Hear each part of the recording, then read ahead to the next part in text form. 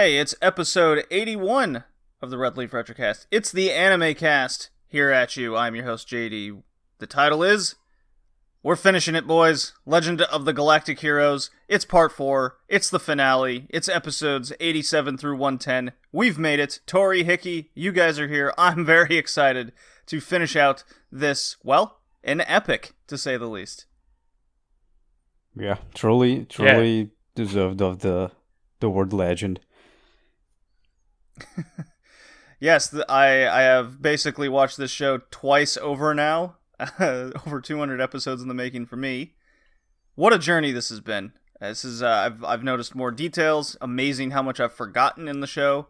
And honestly, yes, I really forgot. I honestly forgot most of the events. The ending, actually, like not so much like what happens to the guy, but we'll get there, of course. But just the events that take place in these last 20-so episodes. Amazing how much I forgot. So yes, we're here. Tori, how you been? I've been good. I'm about to start university, starting on Monday.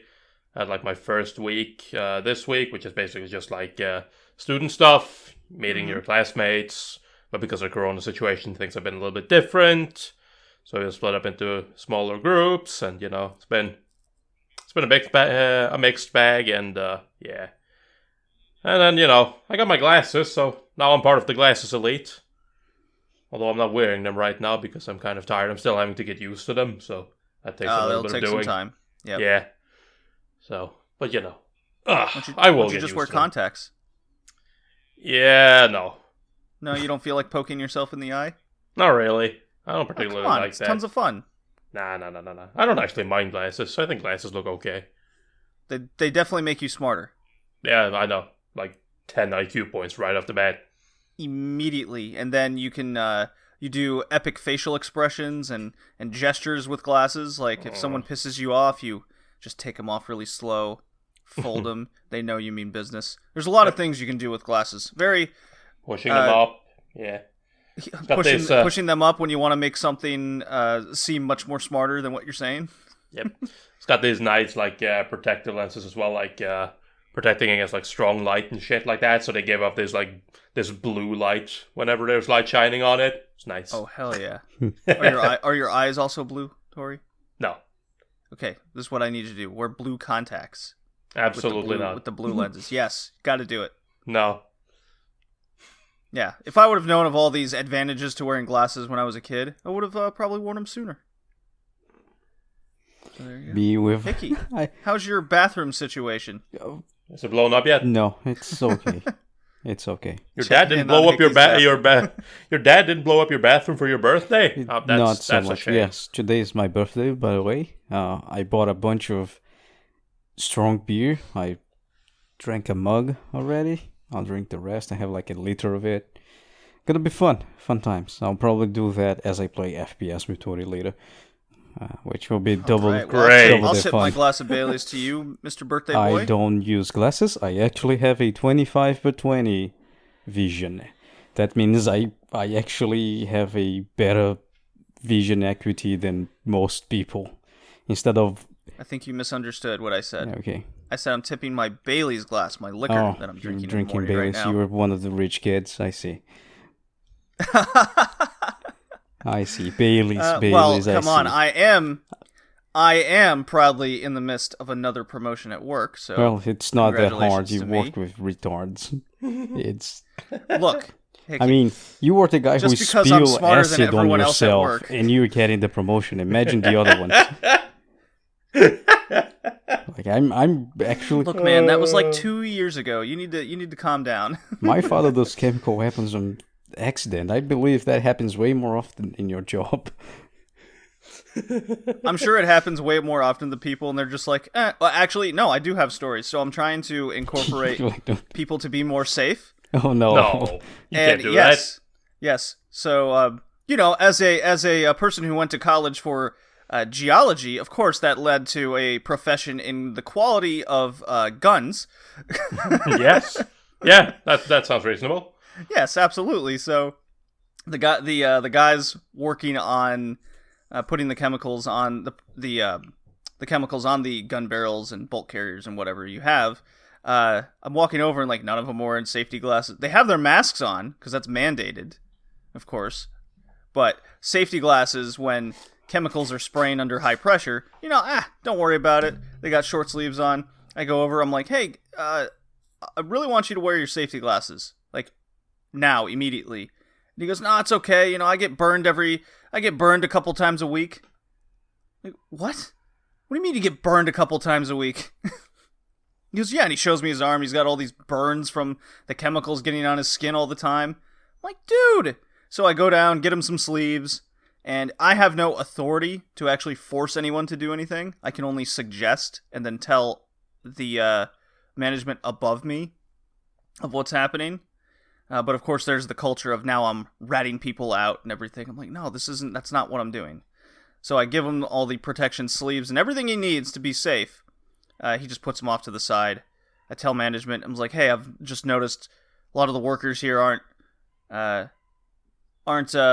they're not in the culture of being safe, right? I'm not saying they're choosing to not be safe. They don't know any better, right? Because they've gotten so used to just not doing these things. It's normalized. Follow me, guys, so far? Yeah. So one of the managers hears this and he goes over and they're talking. He's not wearing safety glasses or anything either. During their conversation, while they're slightly off to the side of one of the machines, one of the gun barrels pops.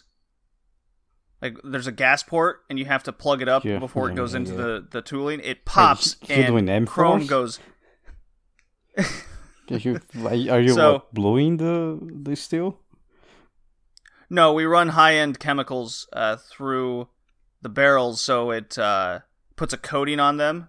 Oh, okay. So if you fire a bullet within the barrel, it doesn't rust. It's a whole process I get you. So basically, the gas port pops. Chemicals are now flying out in the machine. Gets over Guy A's skin, and then it almost gets in Guy B's eyes. And I go, I gave you guys these protection equipment no more than 20 minutes ago. You chose not to wear it. And then they're like, it's okay. It's no big deal. Like, You should just take some. You should just get those cigarette boxes ads. You see, chemicals give cancer, and then just like fucked up guy image, and just plaster in every single wall, so they can understand that. Right. Hey, if your skin is getting hit by this, you're gonna get fucking cancer. Just stop. Like, even if you're not getting these crazy diseases and I don't know, maybe a virus that's going around worldwide, like the least you can do is not risk being blind. No, don't be a pussy, JD. Don't be a pussy. That's all right.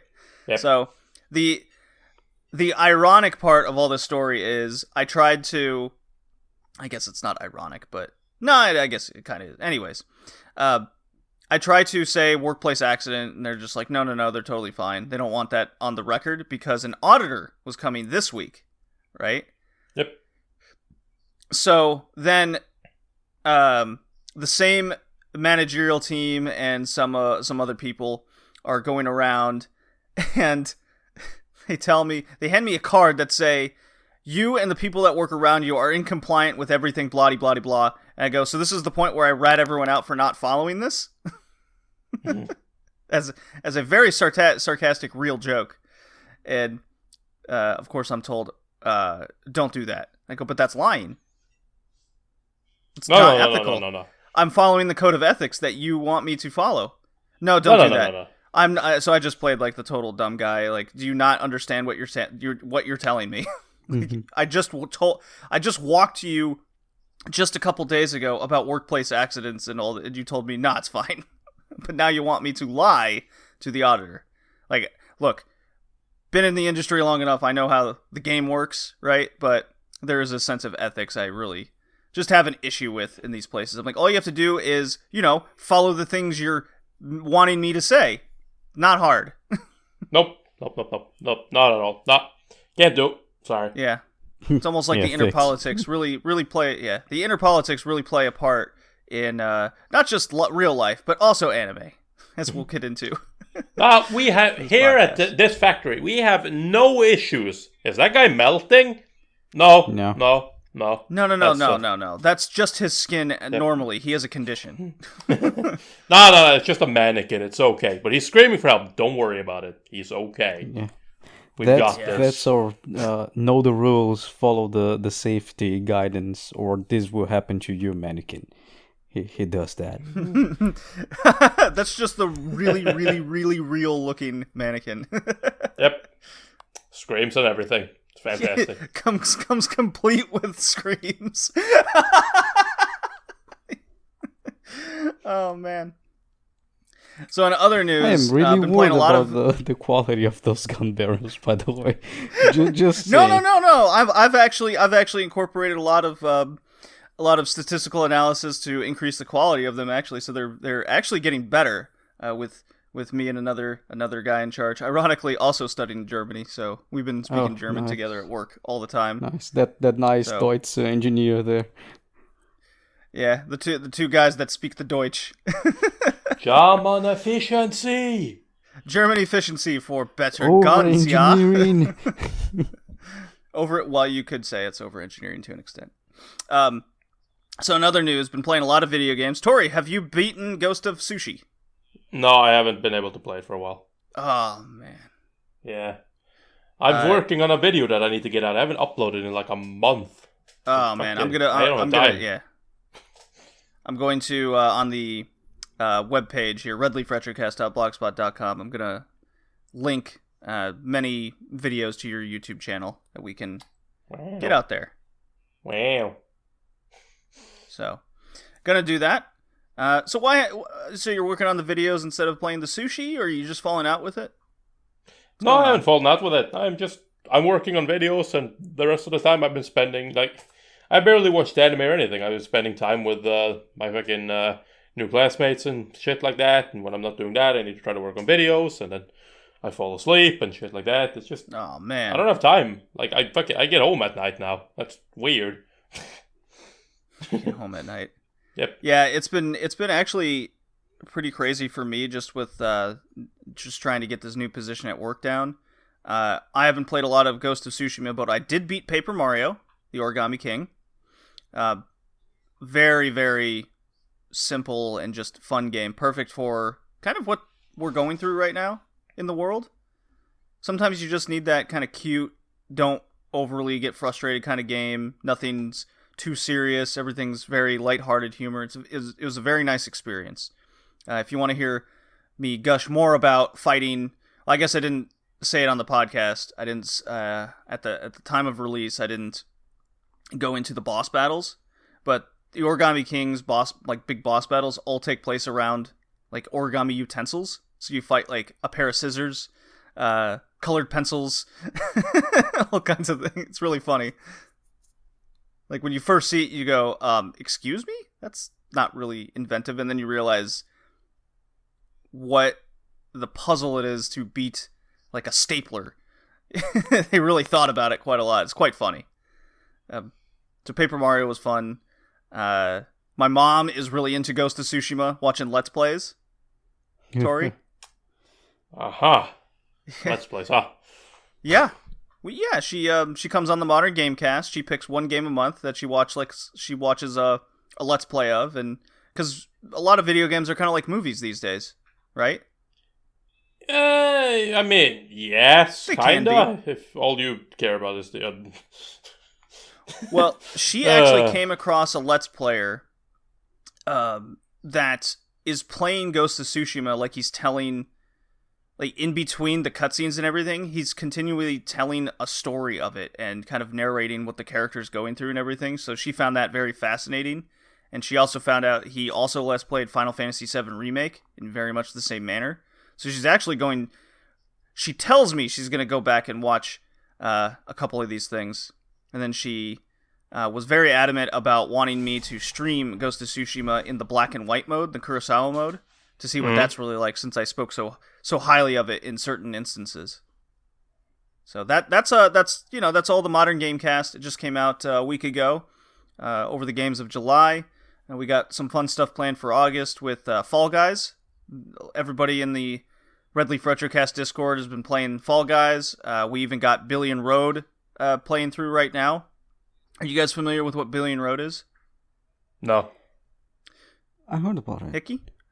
I heard that name. So it came out in, I want to say, March, and it just totally flew under the radar. I got recommended this on YouTube, I think. Because I remember the name. I just didn't give it attention, but I remember that name in some video. So it's essentially Japanese Monopoly with a free-roaming twist and almost like a Pokemon element to it. So you can have a party up to 3 monsters, and they all have abilities that will give you extra rolls, give you extra money, etc., etc. They give you a lot of different abilities that will help you along your journey. There's also bad monsters that occur. There's kaijus that show up and want to destroy Japan, which is kind of funny, and you're kind of battling the monster so it doesn't destroy your properties, because as you're going around the map of Japan towards whatever goal is thrown on the map. So let's say there's this like game show guy and he throws a dart at the map and he goes, oh, okay, you got to go to Hokkaido. That's your next goal, this one city in Hokkaido. So wherever you are in the map, you slowly want to make your way up to the goal as quickly as possible, because you get a big bonus when you get there. And while you're doing that, you roll to different spaces along the board to buy up properties, very much in the same realm of Monopoly. And you accumulate assets and revenue, and the person with the most assets and revenue at the end of the game wins, and you can specify what year. It's a really, really fun and interesting game. The problem is there's a lot of quality of life issues we're discovering the more we play. I was about to say, it sounds like a mixture of many different games. Just yes. kind of slapped together. Yeah. What was the name of it again? Billion Road. I've done so there's me and a new member essentially of the wrestling cast. We've been streaming this game on a 15-year fiscal journey to see how it goes with 2 computer players, and because there's not online play, but it is a board game of sorts. It's just, okay, just tell me when to press the button. Okay, that was your dice roll. Tell me where to go. Like, it's really that simple. Okay, what properties do you want to invest when you landed on this space? So we've actually found a pretty fun way to play this in real time for the stream. And it really comes across really fun. I'm in last place currently, and we're in like year 8. So we're just over the halfway mark, and I'm trying to make a valiant comeback. It's a very fun, cute Japanese anime-style Monopoly game with a lot of extra elements to it that make it more interesting. And boy, this game does not give a fuck about your money. It's just like, oh, you've been cursed. Oh, this guy who cursed you've lost half your money. Fuck. I'm winning. 2 rounds later, I'm going bankrupt. Wait. So as you progress through the years, there's like worse monsters that show up that can do more damage. So it really encourages you to not get last in a round. So if you're the furthest from the goal when someone hits it, you get a negative monster, let's say. So like one time I was like 1 space away from being third to last. So I got last in a round. I got hit with this like curse ghost, and I had accumulated over 700 million yen. But I wasn't landing on any property spaces. So I just had this money, and I couldn't do anything with it. So the first turn with this cursed ghost in the next round, he just goes, I've cursed you. You've lost half your money. Bang! Like 350 million immediately just gone. It's like, oh, fuck. Because the more you play it, obviously the more scarce properties become. And then while others become so much more expensive, like you can buy a soccer stadium in Tokyo for like 60 billion yen. So you're going to have to hoard a lot of money to get those really, really expensive assets. But then there's that risk of constantly just getting something that will screw you over real hard. So you really got to make snap decisions, or certain other risks to it. It's weirdly, I think it's not complicated enough that a younger, not, someone under, I would say 8 would be able to understand. But if you can understand big number good, little number bad, I think you can play the game, and then you can kind of have someone walk your way through it. It's a really, really fun and interesting game. So that's what we've been doing in the Discord. So if you guys are interested in what we're doing in the Discord, whether it's watch parties or games, hit us up, hit me up at BowlingJD on Twitter. That was the long-winded intro. You guys got anything else you want to discuss? Maybe what anime we're gonna pick for the next season? To maybe give impressions on or something or another? Kiss Anime died. For the next season? Anime Kiss died? Anime did die. Kiss Anime. Kiss Anime died. Kiss Anime did die. I did see that. So, for anybody that was still using that, find a better site. I mean, Crunchyroll's free. You just gotta wait. Doesn't matter. Find a better site. Okay. Literally anything. High Dive is $4. Yeah, it's worth it. High Dive is worth it. Yeah, you can watch Arashimon. You can. Well, actually, maybe you can't. I can't. But yeah, nah. I don't like. High Dive does some stuff that I don't like. Like, for example, right? High Dive's free. High Dive has a free trial, like most most streaming services does. What I don't like that High Dive does, though, is that if you say that, for example, for whatever reason, right, you don't want to subscribe, right? Because as with most things, it's like, okay, so in order to get the free trial, you need to basically subscribe to our service, or say that you're going to subscribe. If you can always change your mind, obviously, and just not go through it and be like, nah, I'm not interested. But the moment you do that, they cancel your free trial. Like, just stop. No, you can't watch anymore. Oh, so you got to wait till like the very last day to get the full thing out of it, and you could easily forget, and then that's how they get you. Yep, essentially. Yeah, stuff like that. I don't like that. It's like, what's the point? It's a week free trial. Come on. Yeah, really. Well, I guess with anime fandom, people binge watch a lot of stuff. They do, but even still, I don't know. Like, probably my biggest problem in general, though, with the whole streaming thing is like I feel like there are too many scummy tactics, and at this point, there's going to be way more fucking. We're going to get more fucking streaming services going forward as well. So it's like, I don't know. At this point, it's literally just like you're pretty much just going to find one that you like and stick with it, and then do whatever you have to do to get a hold of the rest. I mean, there's other sites you can still use, like 9anime and etc. etc. There are, or you can torrent, but again, like it's torrent. It's essentially. I subscribe to what's it called? Fucking hell, walk on him. There we go. Yeah, that's the one I subscribe to, right? Because again, it's a service that provides me with anime. Like, it's literally the version that I am. It's like Scandinavian only. And it doesn't have, now that it gets more anime, but like it doesn't have the biggest library or anything like that. It has a good player and a lot of good services that I like, but it's just generally that's one that tries to give me anime. I support that, so I subscribe to them, and then stuff like Crunchyroll and whatnot. It's like I've been subscribed to Crunchyroll for a long time, but I stopped a while ago because I just, quite frankly, don't like the streaming service. Mm-hmm. I don't like what the service they provide, and stuff like that. Because I can't afford to subscribe to like 10 different streaming services. No one can. Well, I mean, people can, but it's not. You could. It's not. It's not recommended. It's going to get expensive. Sure.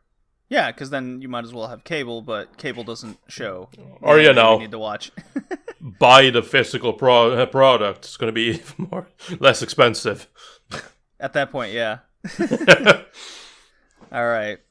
So, what anime are we going to, I guess, give our impressions on? From the summer season? Yes. That we'll cover on the next episode. Okay. Yes. Which? Which indeed. Because Decadence. Decadence is an interesting one. Yes, so that is currently... Hickey's going to do Decadence? Yeah, I don't watch it. I'm I'm not watching anime this season. I'm watching it, but they explained something very important. I had to watch like 3 times, and I'm not sure if I understood. Oh, that's a good sign. It was so unorthodox. I couldn't wrap my mind around it. So I guess I'll have to rewatch every single episode to understand what's going on. Yeah, alright. So here's kind of my issue, right? 6 of the 8 anime that I'm watching this season, yeah, that's right, I just said 8, are sequels. Right. The other 2, one is a remake and one is based on a manhwa, so... I mean, I guess I could do the God of High School, but, you know... Do you want to do the God of High School? Summers. Yeah, it's fun-ish. We revert back to early 2000s level of anime. There's like 10 anime a season this season, and it's like, well, they're either sequels or like remakes. Mm-hmm. So I remember when we were just kind of outlooking the summer season, I had this anime Gibiate, or however you pronounce this fucking show, as something that may have looked interesting. I'm looking on my anime list currently, and it has a 4.33 score. That does mean it's interesting. So I don't think I want to do that anymore. I mean, interesting is different from good. So if it has exactly, if it has a 4 point something score, that means it probably extremely interesting to understand why it's so bad. I suppose I could give like a couple episodes a try and just be like, what is this? the 4 first episodes. So maybe I'll do that, and but I definitely want to do Fire Force Season 2. Of course you do. Of course I do. I watched Season 1, so why wouldn't I see how the sequel goes? So I'll do Giabate and Fire Force Season 2. So I'll do the bad anime with one of the worst scores in a while that I've seen, and a shonen sequel. There you go, Hickey. You're right. It is just like the days of old. Yeah. Shock horror. I don't know. Like, what do I want to talk about? The problem here again is as well that a lot of these are just carryovers, and by carryovers I mean like shit that got delayed for fucking ever. Right. I mean, there's ReZero second season, another Sword Art. But like this show. Sword Art I don't want to talk about. Sword Art has been talked about enough. I don't feel like there's anything to talk about. It's like, what am I going to say? Oh, look, there's tentacle rape in this one. I bet that shocks you, right? You're definitely shocked to see that return, huh? Yeah. I know. I saw on Twitter people were so upset about it, and I'm just saying, like, again. Wait, really? Is that a real thing that happened? Yes. Oh, it's my Sword God. Art Online. It's happened in every season. Tori, like, you have to talk about it. I want to hear about your tentacle outlook. Oh, so bad. So Hickey, fucking bad. Are you watching this love comedy Machigaturu-kan? Yes. We all are. What do Are you guys? mean? Yeah. No, I'm actually not. It's a fucking great show. I'm actually not Yeah. watching. I mean, I watched like the first episode. I got disappointed. I'm gonna lie. Oh. I watched one episode, and I'm not disappointed. It's just like I want to watch it all when it's done. Like, honestly, because the main character personality just in my mind changed like 180 degrees. I kind of disagree with you on that one, but I don't know. see what It's you like, mean. yeah, why he's making dumb jokes? Why he's like being all happy-go-lucky? I don't understand this. He wasn't like that. Maybe because This is the third Kinda. season. maybe of because Snap It, he's right? alone and he's interacting more with his sister, and he's a ciscon. Maybe Yes. maybe that's the reason. But there's also some flashbacks they showed, which is like, oh no, he was always like that. I was like, no, don't do that. No, don't ruin my impression of this guy. No. Like, I don't know. I might just rewatch the first and the second season, then watch the third. I definitely think you are just misremembering some stuff because, like, when I watched it, I did not get the impression that he has particularly changed. It's still mostly his happiness still mostly comes in his conversation with his sister, and that's kind of always been, those two always just kind of rib each other, so that's not exactly anything new. He meets a classmate. They talk a little bit, and he's still kind of happy, but still his sister's kind of there. It's just like, it makes sense for him to act this way, and they still have that like tongue-in-cheek humor, like how it's like, oh, you're disgusting, and stuff like that. So I'm still getting a lot of the same feel. Part of me is like, I watched the first episode, and I want to watch more, but I also kind of just want to watch it all in one go. I don't really want to watch it like week to week, because I watched the first 2 seasons pretty much just back to back. So, I guess I'd kind of like to do that again here. All right, that's fair. Okay, so all right, so it sounds like you guys have a plan of how you guys want to tackle Snafu season 3, or climax, if you will. Why I laugh like that, I don't know. I don't either. I'm quite disturbed. So, okay, maybe we'll revisit it. All right, so we got a tentative. We each got one we want to do. I want to do at least the 2. I think that's good enough for the season. Yeah. I guess I could. Actually, no. You know what? No. I was about to say, I guess I could talk about No Gun No Life Season 2, but I'm not going to.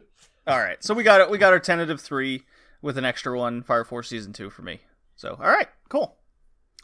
Anything else we want to talk about? Or shall we dive into this epic finale of logh? Logh. Yeah. Let's go. Well, I don't know. Why don't we just say fuck Legend of the Galactic Heroes and talk about something else? No, I'm joking. I don't want to do that. We haven't been watching much stuff, so... Yeah, shit's been a little bit hectic, so it's like, I haven't really... It's just like, I don't know. My desire to watch anime right now is not the highest it's ever been. It's like, I finished Legend of the Galactic Heroes today. Oh, wow. I was like, I'm in. Get ready. We got more Attack Number 1 and Touch for the coming up in October scheduled. Oh, that's in October. That's okay. Yeah, that's all right. Okay. All right, well then I will play the Captain Harlock drop, and we will move on to our review. Are you here because you're following the will of others, or are you here on your own will? Captain Harlock. All right. Legend of the Galactic Heroes, Part 4, the finale, episodes 87 through 110. Studio Artland continue doing this show. Director is Ishiguro. Macross and Mushishi were the respective studios. You may have heard from the studio and the director. All of Part 4 was released in September 1996, all the way through March 1997 in OVA form, which means it was released in VHS packs or individual release per episode. This show does indeed span 110 episodes, so I highly recommend you go back and listen to all our previous reviews from Part 1 back in episode 39 of this podcast, Part 2 in 61, and Part 3 in episode 77. Very more recent. We got this finally done. Yeah. This 24 episode 4th series covers volumes 9 and 10 of the original novels.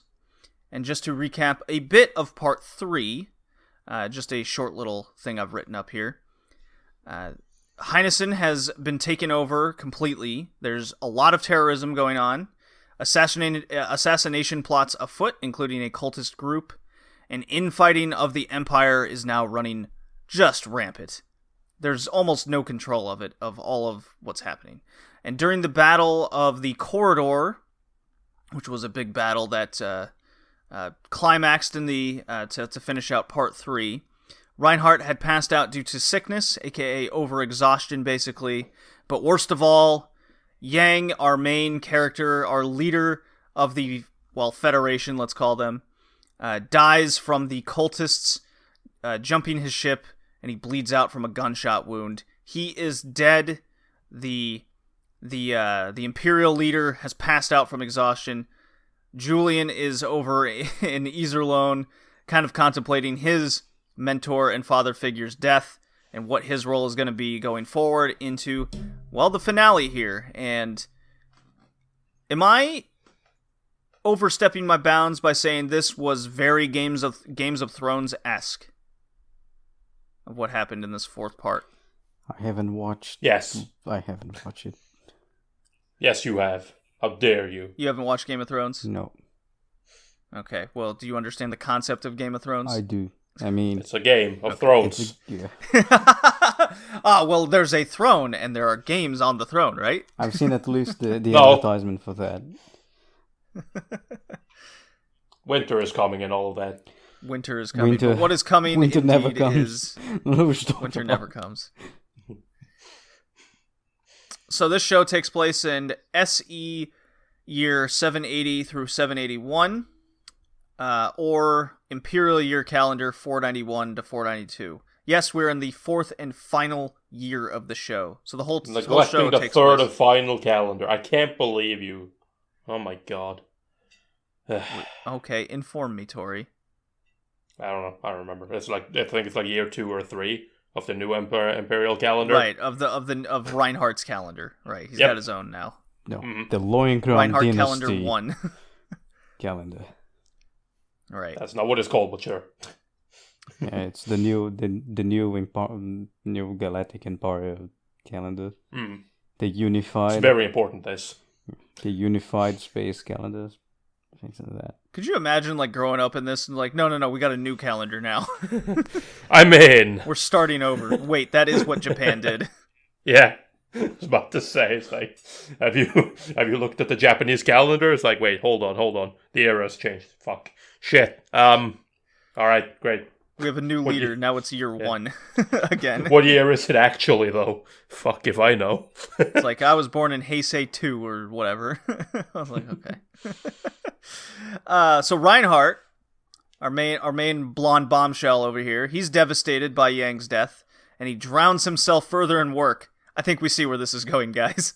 The writing's on the wall. He's passing out from overexhaustion, and now he's further drowning himself in work. Nothing ever goes wrong with that, right? Nope. Never. Nope. And in total sadness, he has sex with Hildegard Mariendorf. So he had sad sex. Grief sex.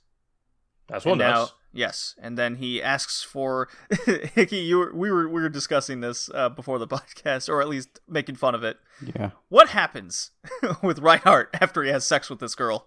Well, you see, he feels guilty, and so he gets a bouquet of flowers and go to her house, to tell her father he fucked her, and now he wants to marry her.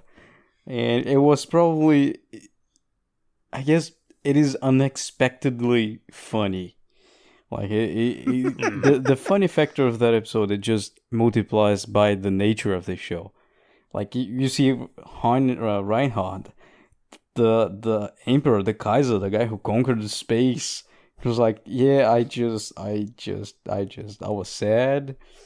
I asked your daughter to stay with me at night, because I was fearing to kill myself, and she kind of fucked me. Because at least that's how I interpreted that scene. Like, No, I think you're right. Because there's no need for them to fuck. So he was just like, just stay with me. I don't want to stay alone. And for some reason in her mind, it's like, well, that means sex. Like, yeah, sure. Right? Okay. Well, I mean, like, again, Hilda's always, that was a thing, right? Her dad has always kind of been like, well, shouldn't you think about getting married? And then it's kind of hinted at maybe getting married to the emperor, but she is not into that. But then it's like, well, you do care for him, don't you? And it's like, I mean, I guess, yeah, I do. But not like that, totally not like that. Well, maybe like that. Maybe, I guess, I don't know. And then she just has to stay with him, and it's like, well, fuck it. I guess we're doing it. I guess we're doing it raw, because, Yeah. and then, And then, of course, the Emperor, being such a handsome alpha male, he is also incredibly potent, so all he needs is one shot at the price, and there you go, baby in the oven. there we go. Baby in the oven. There we Yeah. go. And then, like, they you're not wrong. passed, like, what, 5-6 episodes just hinting at the Julian relationship with the, what's the guy, Well, what is his name? The guy from the squad, the hitting squad, who dies in the end, sitting in the staircase. His daughter. Fucking... And I'm like, yeah. Yo, Julian, even fucking Reinhardt, that metasexual motherfucker, fucked someone. It's your time. Fuck this woman. I'm waiting for this, and they don't. I was so disappointed at Julian. But they kissed. Oh, yeah. Please. There's a fucking galactic war going on. One laser shot and you just disintegrate in space. I would just fuck any woman that appeared in front of me. Come on, might be the last time. I don't know. I'm shocked there wasn't like deeper conversations of the world's population is decreasing tenfold over exponentially with this massive wars that have happening. You need to fuck this woman. there kind of was with the whole Iserlon Empire thing. Like when they were there, they kind of touched on how the Iserlon Republic. They were kind of discussing how the gender imbalance and how that would mean fatal if they had to stay there for too long. Right, because there just weren't enough women to accompany all the men. The male population is seriously low at this point. So more assassination attempts outside of Reinhardt discovering manhood and Julian really I'm a fearing man it. now. Yeah, honestly, should have never had sex. That sex really put him out of it, didn't it? Really turned things around. So the Game of Thrones plot thickens. You got Lang and Rubinsky. I wrote all these names down. That are important to remember. So, Lang and Rubinsky. Rubinsky, remember, is the Phazon motherfucker. They meet and plans discussion, they make plans to discuss a way to provoke Royenthal's betrayal of Reinhardt. So, Royenthal, if my notes are correct, he is the guy basically put in charge of Heinesen to... make this democratic empire now, or democratic planet. It's a dictatorship now, do what I say. It's not Heineken, it's the Neuland. The Neuland. You're now part of the empire.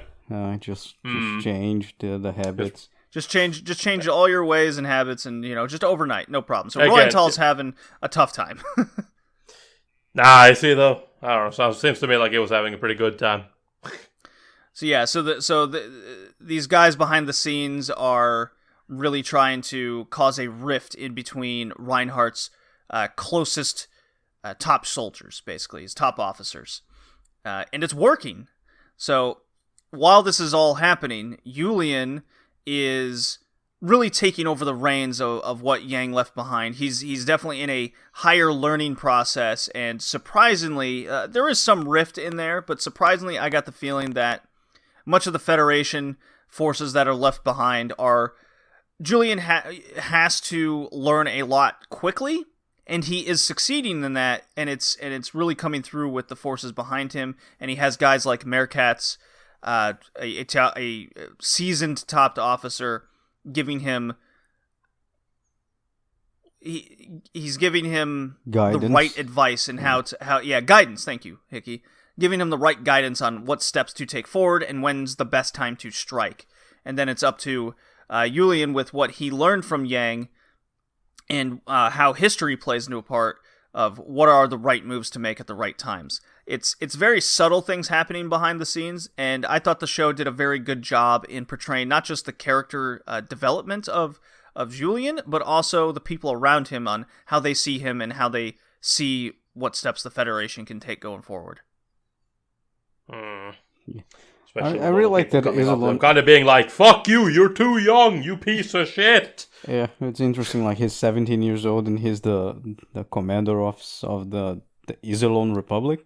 And the Iserlon Republic, it's not that democratic if you look at it. It is pretty much a dictatorship. It's military control. Yeah. It's a military controlled dictatorship with quote unquote voting. Yeah, it's like, no, it's okay, you guys will vote one day.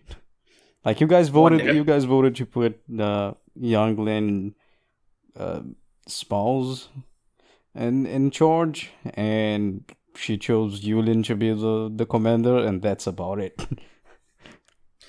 Well, I thought that was a good strategy to it all, because they couldn't, like, everyone voted for What's-Her-Face to take charge, but she felt that people would look at her as the same way as, like, a dictatorship would reign power. Oh, okay, it just goes to the family member. So then her thought was, okay, who is kind of the least the least affected person by possible corruption or military, because all the people in charge are military guys. So who's the least military of them all, but could still command the respect of, well, the military? That's Julian, despite his age. I think it was a very, very smart plan, and because of who Julian is and his level of intelligence and wanting to follow in what Yang's ideals were, because Yang was hardly a stereotypical military guy himself by any means. This is what Legend of the Galactic Heroes does so well, is these very small character developments on a larger scale, and it's a slow burn and build with a long-term story paying off in the end. Yeah, definitely. And, the multiple fronts, the Empire being the center of the story. Reinhardt development as a character as well was way too interesting.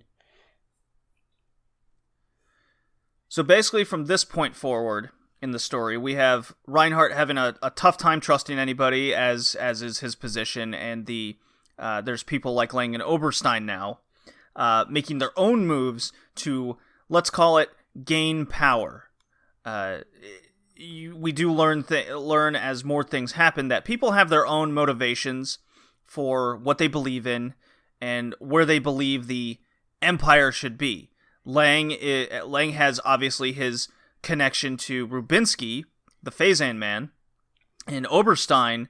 We've seen him since the beginning with how he views the Empire and how he thinks the Empire should go going forward, and the importance of Reinhardt. So at least what I always saw was I never could fully trust who Oberstein is, but his vision for the Empire is always very clear. He just wants what's best for it.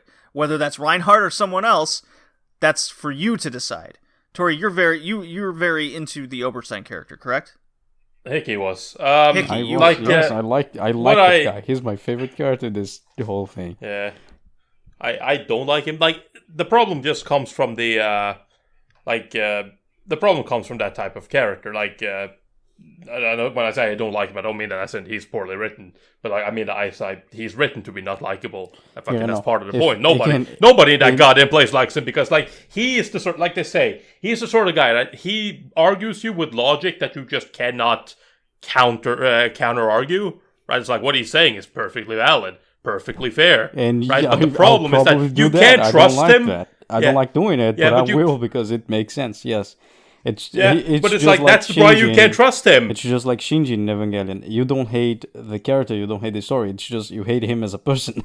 So if a fiction character is written so well that you consider him as a person and hate him by that means he's extremely well written. And that's right? Pretty much everyone in this series, except one or two. A lot of the side characters, they are not. They are more fulfilling some kind. There are so many characters in this show to begin with, but like what I wanted to get at was like when it comes to Oberstein, right? The reason why you have such a problem with liking him as well, and I do, it just comes from the fact that you can't trust him, because like he is very adamant about, I'm doing what I consider to be best for the Lowengram dynasty, and that's essentially why even sometimes he is just straight up like, okay, so you got this order from Reinhardt and he wants you to do this, and he's like, okay, I will do that, but I will not do that the way he wants me to do it. I'll do it my way.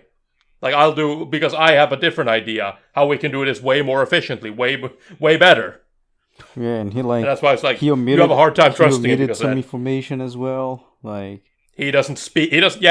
Information that he receives, he never shares. Yeah, but it is explained like he doesn't trust anyone. Yeah, he doesn't trust anyone except himself.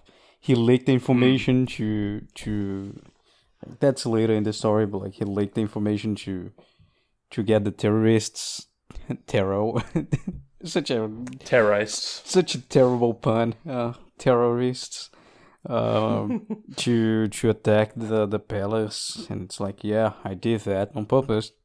Now we're gonna defend this place and just kill everyone because they believe the leaked information. I leaked to do that. I used the emperor as bait because he's dying. So like I don't care about Reinhardt. I care about his son now. It's like, oh shit, right. This dude. Oh, I love him. Such a good character. He's a much deeper character than let on, and you know, in hindsight, when you look back at the introduction of Oberstein and his first meeting with people like Reinhardt, and then he gets into his office, he takes his eyeballs out, and he's like, "Look, these aren't real." You really get a feel for why we should care about this guy, and it's really coming through in this season. He's artificial, just like the eyes. It's he's a well-written character. The problem is like you don't have a lot of time with him during this story, and you see because he doesn't trust anyone. Mm-hmm. And the historian, I guess, who is narrating the story for us, doesn't have any evidence, written history, or reason to trust him, except what is fact, and he knows like the facts from the past. Yeah, it's really cool. You end up getting your opinions mostly likely from people around him, such as Reinhold. And Reinhold thinks Oberstein is making the Kaiser become a puppet so he can control the state. Correct. And then when you get to the end, is like, no, he was just doing what is right. Technically, it is true, but he treated himself as a puppet to this greater thing called the Lohengram dynasty. It is right. It's such a good story. Damn it. Well, I love how much what makes this last season really come together in so many ways is the fact that now the side characters are very, very important, and if the side characters weren't subtly written in the background so well, but forefront enough that you know who they are and what their each individual motivations are, whether that be Mittermeier wanting to go up the ladder, but he knows the ceiling that he's going to reach, Royenthal having his own motivations, Oberstein, which we're speaking of, Rubinsky and his group on Phazon. This fourth season would have fallen completely flat and uninteresting. Because I remember when I first watched the show and Yang's dead, Reinhardt's on death's bed. What are we going to do in this fourth season? I got 20 plus episodes left, and there's side stories on top of it all afterwards. Like, what is happening here? I am very worried for how the show's gonna play out in the end, and is it gonna be interesting enough? And I can honestly say I was definitely still invested, and it's characters like Oberstein and Royenthal that really carry this final stretch of the show. And Royenthal is basically screwed at this point in the story. He has been completely set up. Reinhardt he's like pissed off. Like, Royenthal sends Reinhardt a letter saying Oberstein's really not some guy to trust, and Lang especially is even less trusting. And Reinhardt's not having this Game of Thrones. He is pissed off. He's like, I'm not gonna handle these stupid rumors. Yeah, he's like, I'm just gonna take care of Lang I believe, but I don't have any proof to just arrest him. But Oberstein making me a puppet? Pff, no, of course not. I won't. I am not controlled. That's insulting. And because Royenthal just is being truthful to, that's who he is. He just wants to be very transparent about anything, and he kind of sees through the plots behind the scenes as well. He's like, well, I could either accept the invitation to go to the palace, where I will most likely be assassinated upon that, or set up as such, or I can just make a final stand here and at least go out in a blaze of glory for what I believe in. And he chooses the latter, which makes sense. It's either he gets embarrassed and his entire legacy is erased through history, or he goes out the way he does, and he gets the troops behind him. It's really cool.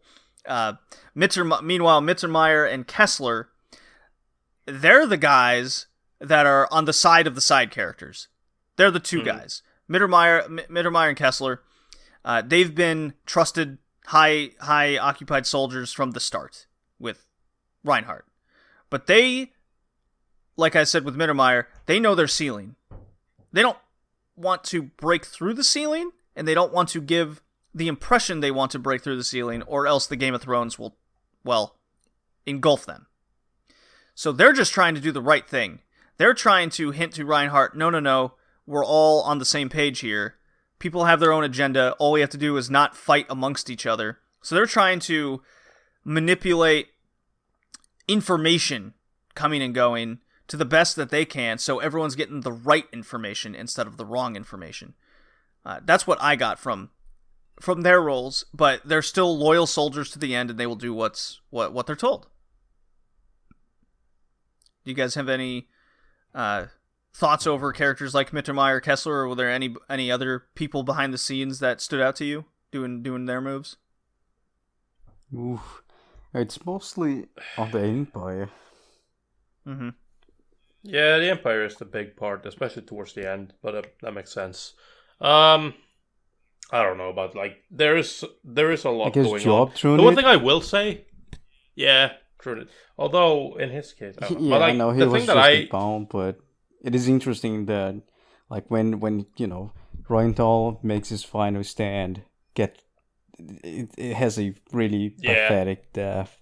No, I'm not poking fun at him. Save the Reuenthal battle for last. What happens to him? Joab Trunnion gets killed by him, and then like later, like 10 episodes later, you get the information that his job as a tool was to implement constitutionalism in the Empire, just like Julian is trying to do.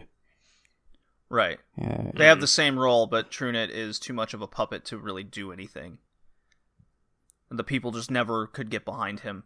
So that really speaks to the value of Julian and why it was able to work for him and not Trunnion. And they really made, I think it was season 2 where we really get to know who Trunnion is and what his role is and why he doesn't work at this part of the story, and and what a piece of shit he truly is. Once a snake, always a snake. Right. Yes, that is the rule. Okay, so let's move on to. Since it was brought up already and we're now discussing it, the great battle of Reuenthal versus Reinhardt. This is the culmination of the infighting at its peak. Reuenthal has gathered the troops. He's facing one-on-one versus Reinhardt, and he knows that if he doesn't do this battle, that Reinhardt will, overexhaust himself and risk his own life coming to battle himself. Well, he knows it's going to happen, so he's just like, all right, let's do this. So they have your Legend of Galactic Heroes battle that you've come to know and love. Strategy on the board, manipulation of troops in space. We all know this. This is very normal for the story at this point. Good battle. I quite enjoyed it, and I thought it had a very unique death of the series, because Reuenthal gets impaled in the chest, and as he's turning white, as he's turning pale, and his blood loss, he's just continuing to fight. He's like, nope, we're going to the bitter end, boys. And just as they're about to get wiped out, he goes back, and then he murders Trunnion. Yeah, I mean, that is kind of the... It's like, I'm enjoying my death right now. Get that whiskey for me. Sport a whiskey and wait, Mittermeier. The gay pour that cognac over the side, on the side over there. We're both dying here, buddy. I'm taking you with me. But that's kind of part of the... That's what I like, again, right? Because when, obviously, this is not just in the name, this is a legend. And that's kind of the standard, right? They obviously constantly talk about, going to Valhalla, shit like that, just to kind of really emphasize the point. And, as with pretty much any legend, this is entirely true, right? It's something about dying with honor, right? So it's like, when he gets injured, he's like, everybody's like, he has doctors with him and everything. They're like, okay, we need to get him back. We need to get him treated. And it's like, you want me to get treated so that I can slowly die out over time? Not happening. I'm dying on the battlefield.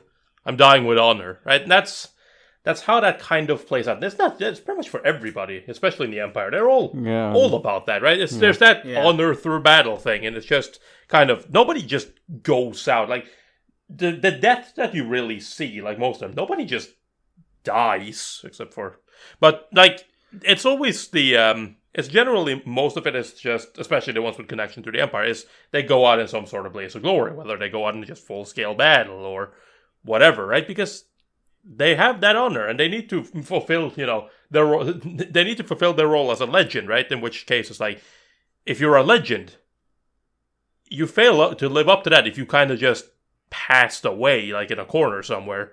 You need to have gone out doing something. Don't talk like that about Lang. Okay, he got assassinated. He did, but he still went out. He still went out somewhat in a like it is interesting doing something. Like but it's how the Empire is such an interesting society, because like at some point they don't have enemies; they have adversaries. Because when Reinhardt realizes he will die out of illness, and he's thinking about all these great commanders who died in battle, Lang and like the first admiral, the commander of the Republican forces he first fought, I think, who was like the first admiral he defeated in battle, they appeared as well. It's like, well, it doesn't matter which side they were. They were great warriors and great leaders and died in battle. It was like, even though they're not part, I was expecting Lang to appear, because he had such a respect for Lang, but I wasn't expecting that guy who died in episode 1 to come back as a spirit in Reinhardt memory.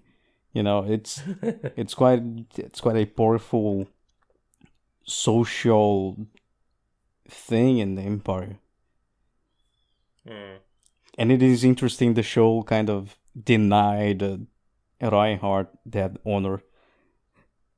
It is interesting. But I mean, like, he, in a sense, right? He still sits at the top just because it is like you've had your dreams fulfilled, right? You did what you set out to do, essentially. And there's a lot going on there. What I found very interesting as well, although not exactly surprising, but like Walter von Schenkel, for example, of the Rosenritters, how he eventually kicks the bucket, right? It's just like, I like him. Yeah, right. It's so nice because it's just like, how he loves battle, and I'm like, I mean, like, he's obviously really good at this, and he's done this a lot. They love just going in close quarters combat and fucking shit up, but that eventually something's gonna have to give, and then there's just this kid on the ground cowering who just sees his opportunity to strike him in the back, and it's like, you know what? That's ironic. Yeah, really. Let me show you a trick. Well, yeah, dude. But hold on, back to Reuenthal's betrayal. It is interesting, like, the whole setup. It is something that remotes back to the first time he spoke with. It's something that it's not even in the series, I think. Like, when he first spoke to Reinhardt and Siegfried, it's like, oh, well, we don't like the dynasty, we want to conquer space and like me become the emperor. He's like, well, if one day you think you don't agree with me or anytime, feel free to just come and challenge me. I'll take you on. And the show is like, well, it seems like space is not big enough for two genius like tacticians. And so he's like, well, yeah, I'll be considered a traitor, I could do that, I could do this, but like, this is not my dream.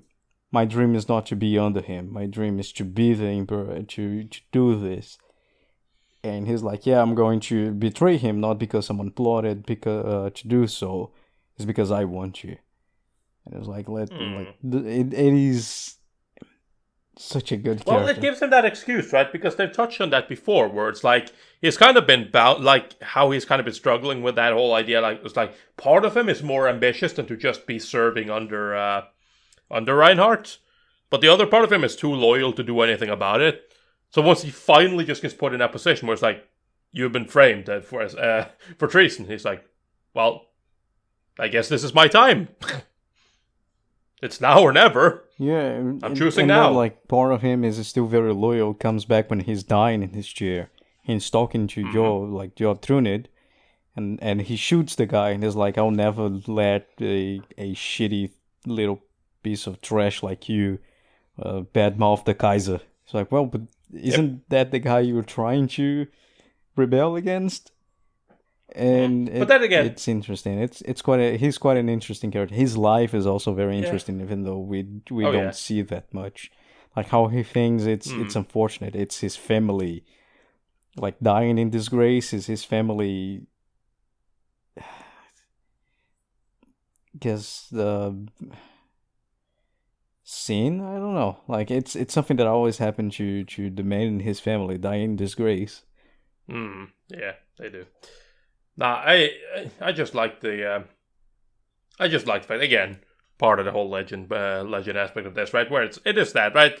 They're enemies, right? They have enemies, but in the sense that, like, obviously, Reinhardt is not his enemy, but they are they're just too they have too big ambitions for each other, essentially. So, but in the same sense, right? How, because this is a legend, it is that, like, there's no real enemies in that sense, right? They all have a sense of respect for each other, as long as there's somebody that commands respect for one reason or another. And that comes up time and time again, right? That's why Job Trunit doesn't work. You don't deserve respect, right? You know, Job Trunit is not the only person that's talked bad about the Kaiser. And while nobody likes having people talk bad about the Kaiser, at least, you know, when it's somebody like Julian and whatnot, like, they have them, right? Makes sense. At least they have a conviction that they stand up for. But not you. You are just a rat. You don't get to speak like that. And that's nice. I like that. So from this point forward in the series, it's our, well, ending climactic events. Julian is finally taking action from one instance or another taking place. It leads him to go into battle. Mm-hmm. And mix this in with Reinhardt in his infighting, Heinesen's issues, that Julian is slow, like, events start to unfold in Julian's favor, and he eventually gets into a battle where things are way not in his favor. It's like 6,000 versus 50,000 fleet ships. He has no chance. And of course, as we've seen over the course of the series, Reinhardt, he collapses. Mm-hmm. There is a communication blackout, and shit just goes into utter confusion. And this goes back to what Yang would say, where it's that a dictatorship is great under a great leader, but once that falters, who knows what happens, right? And we see the conclusion of this happening while Julian and the Rosenritter invade his ship. We've seen these tactics before, and then that's where Julian and Reinhardt finally do meet, and they go under communications for a truce, in which it's like, look, Heinesen's lost. Let's figure out what to do with Iserlohn, and then we'll go on our merry way. Good little epic battles. Going in between there, you still have a lot of the terrorists getting caught. You have riots happening. All kinds of nonsense is happening behind the scenes and on the side, all while this is going on. So, what ultimately ends up happening is Julian and the Federation, along with Reinhardt and the Empire, agree to set up a constitution for the Empire. So we're really getting to the middle ground here, and when all is lost, essentially, that's when both sides come to the conclusion of, well, agreements. So we've kind of wrapped history around at this point. And finally, we get the cultists and all them. They're screwed. They all essentially get wiped out. Trubinsky commits suicide with bombs attached to his. It's either his brain or his heart. I don't remember when that goes. When that flatlines, the bombs go off. So we're really getting a lot of conclusion to many of these characters during other battles that happened in between. Merkatz dies in battle. He goes out with a blaze of glory, very much like his Empire ways, which was very sad. Everyone dies in this show when it's all said and done. Everybody. Oberstein dies in the palace. Or no, below. Yes, in the new palace. Yeah, in the new palace. Yeah. And then Reinhardt, just from basically overworking himself to death, he's on his deathbed. He dies in the new Imperial calendar. I guess it's 3 at this point in the show. Yeah, something like that. Yeah, he didn't last too long into his own empire. He hands the new as well. Only 25. He accomplished a lot. He was like, oh yeah, yeah. He was like 17. He was like rear admiral. Yeah. Just like a shooting star. Just way too fast. He conquered the fucking space. It's impressive. His life is impressive. He didn't die in battle, but his achievements are not something to overlook. He burned himself out to death. He didn't die now out that of we've said illness. this all. He just put his life away. Yeah. Well, it's funny. It's funny how he had nothing more to fight for. He had, like he said to his sister at the end there, like when she was like, "Well, what about your dreams?" And he's like, "I have no more dreams." Yeah. Right? He's achieved his dreams. The historian, when he talks about Anne Roses, and he's like, well, his sister knew that a sword is only good as a sword. If there's no battle, there's no battle. If there's no conflict, a sword is good for nothing. So like, right, you sheath it and it collects rust. That old saying. He named his son Alexander Siegfried. Yeah. So long ground. Yeah, really very good much. Name. Really good name. I like that name. Very good name. Very much like Alexander the Great. Reference there, Siegfried. Yep, so that makes sense. He dies in bed, handing over the Constitution to his wife, and Mittermeier is with his own son, reaching for the stars. There you go. There's a big metaphor there of what could go for the future. And Julian and his fleet just simply goes his separate ways. A very somber ending to the show. Yeah, and then the legend ends. Now history begins. The cheesiest line of this whole anime. Yeah. But I mean, again, it makes sense. Like, that would be how it goes, right? Because as for anything, again, it's a legend, right? It's not technically scientifically proven. There are stories, there are evidence that suggests, but it's like, as is with most legends, like you can basically take it all to have been exaggerated, right? That's what most legends are. It's essentially exaggerated stories about people. Might have been a great person, but were they as great as stories? I don't know. Look at old Viking legends, for example. Want to look at those? Those are fun. People literally being brutalized to death, but they never died because they were a great warrior. Stood back up, picked his head off the ground, and was like, "I'm not done yet." It's like, obviously that doesn't happen. I mean, that's some how legends often are. Like, history-like stuff they say, it's quite interesting. Like when but the historian himself kind of confirms that quite often. It's like the actual truth to some of the events are up for debate, but what we do know that happened is this. Yeah, and then it's like one, the story goes on. One of the interesting things like that caught me attention. You know, first one, there's a foreshadowing saying, Prince Alec that would become the second emperor of the Loingram dynasty. But there's one interesting thing. When Julian is thinking about the terrorists, and he's like, why these people are so obsessed with Earth. Like, for me, Earth is just the past. It's just something that we should just let to die and forget. And a few episodes later, as like he was, the historian is kind of narrating something that happens after, and he's like, at that time Hewlin didn't know what is going on, but later in Earth, he said, "Oh, if I knew that would happen, then I would do this and this." And it's like, wait, why is old Hewlin on Earth, right? If he has such a strong repulse against Earth, why in the future he's there? And that is a quite an interesting kind of quote that floats around. You might not notice, but it is kind of a contradiction as how the story progresses, the history progresses in this show. It is quite interesting. It's like, well, young Hewlin has such a repulse, such a disgust for Earth because he thinks it's this place humanity should never go back to. Yet when he's old, he's living there apparently.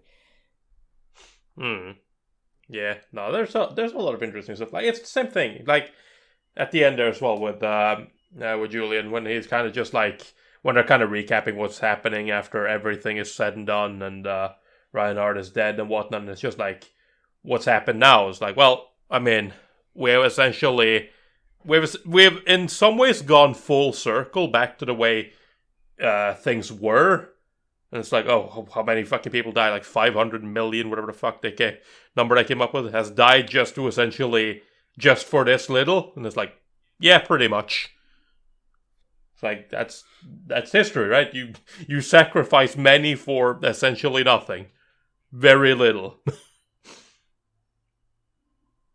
And that's, there are a lot of interesting quotes kind of just, that happens like in just regular conversation.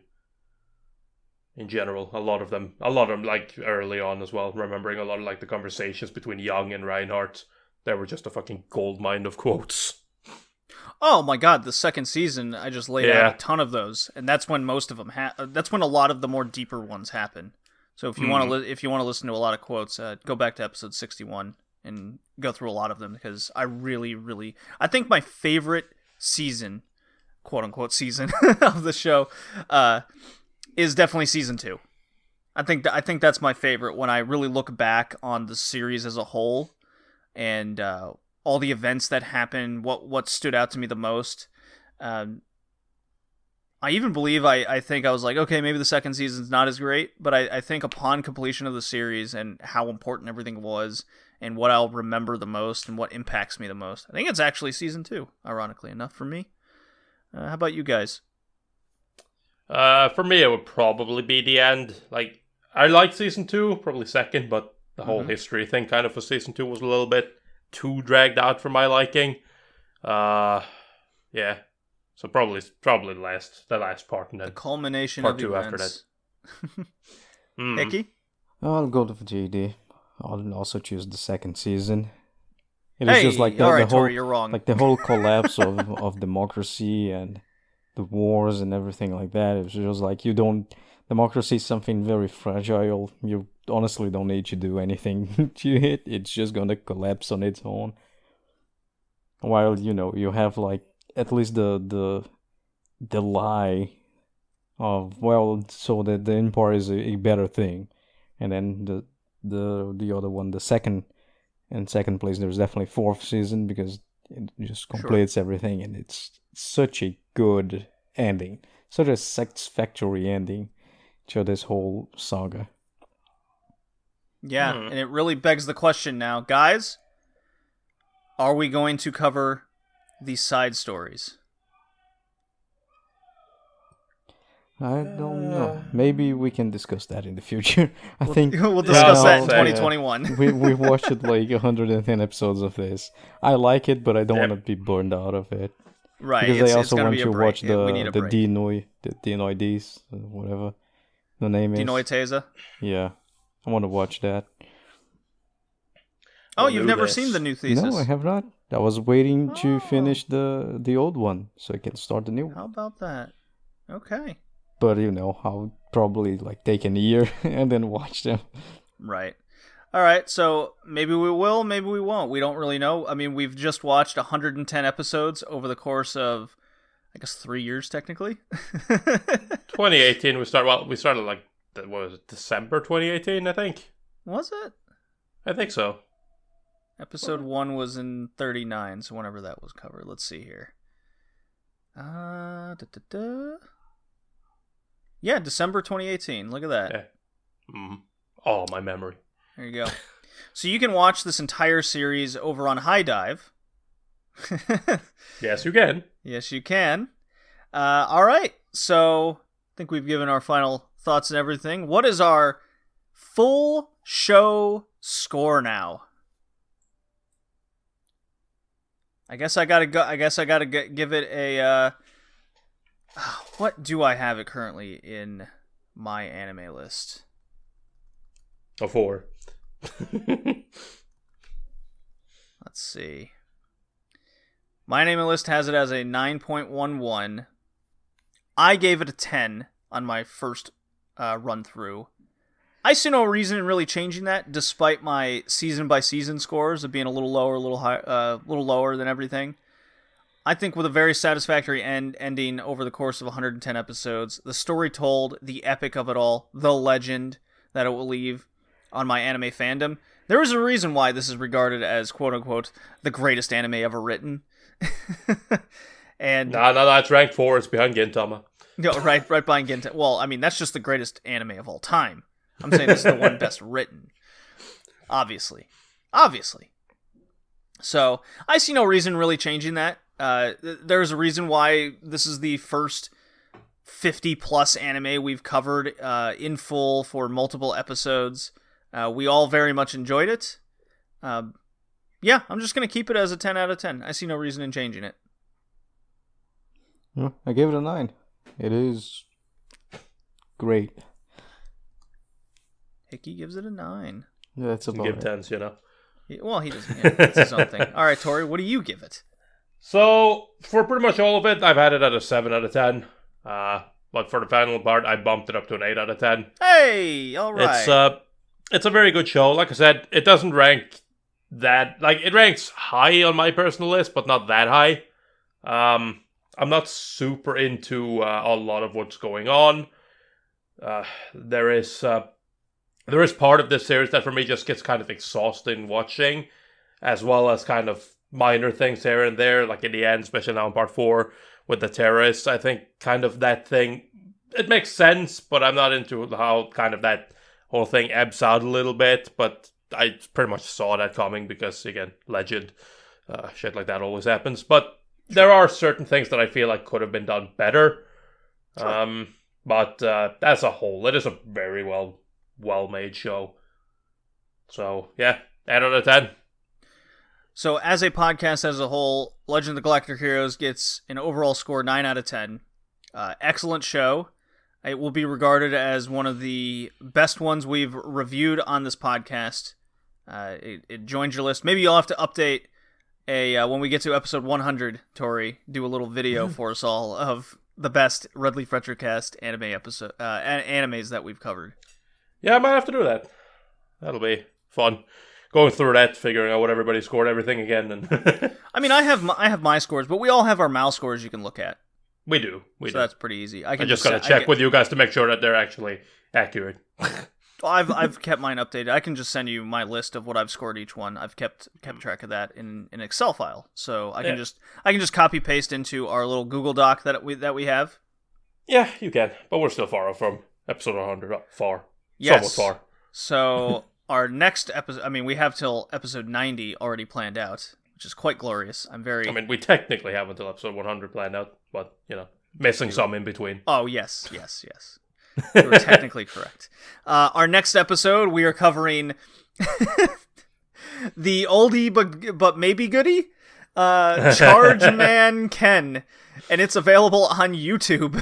It's available on Discotheque's YouTube channel. That's right. Yeah, it's it might look a little bit intimidating. It's like 60 episodes, but it's like 5 minutes each with an opening. I think there's an ending as well, so shouldn't be too hard to get through, but if you can't make it through, then I understand. It's going to be special. It's going to be an interesting journey we'll go through here. So we're tackling a 60 episode anime, guys. Here we go. We're tackling a 60 episode anime. Oh shit! Yeah, you have to watch like 3 minutes an episode. Okay. Okay, I can knock out 20. All right. So this was episode 81, Legend of the Galactic Heroes. It is complete. It is the finale. See you next time. Peace! Yeah.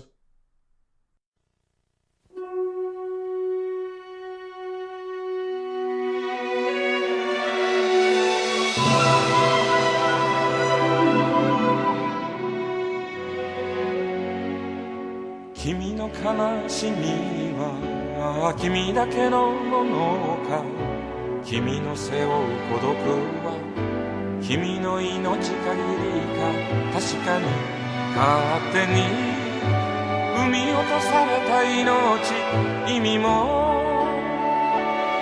価値も与えられないままに君の一生は宇宙の一瞬の粒けれどその輝きはすべての星に届く時代の架け橋